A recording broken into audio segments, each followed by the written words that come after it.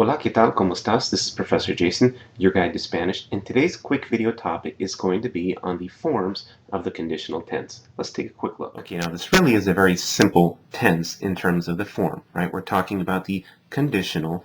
The conditional is the tense that we use to express what somebody would do under certain conditions or in certain circumstances, or what somebody said or hoped, etc., that they would do.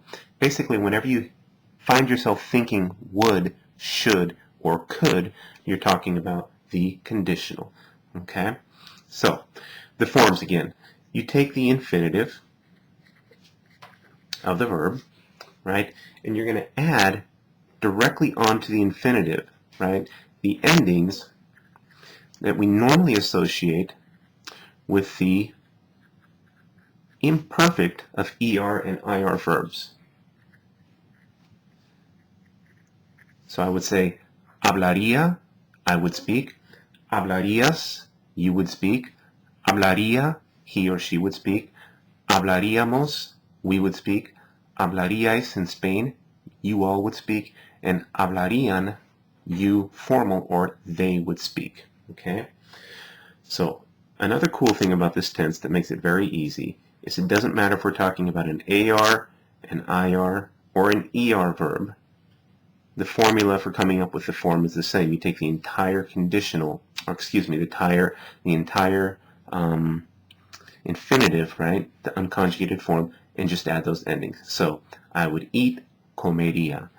You would live, vivirías. We would live, viviríamos, etc. Now, one thing to keep in mind is there is an exception to this simple form, simple rule for coming up with the forms, and that is that certain very common verbs like poder, or saber, or even hacer, and tener, just to name a few, do not follow the pattern.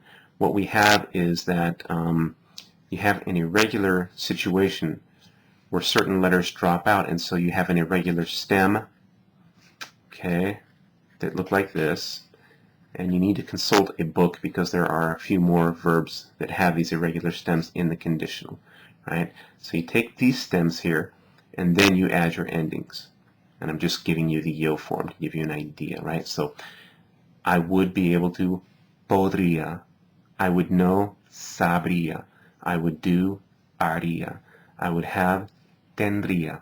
Okay? Like I said, there's a few more irregular stems, like the one for decir, diría, or the one for example, to come, venir, vendría. So these basically have to be memorized.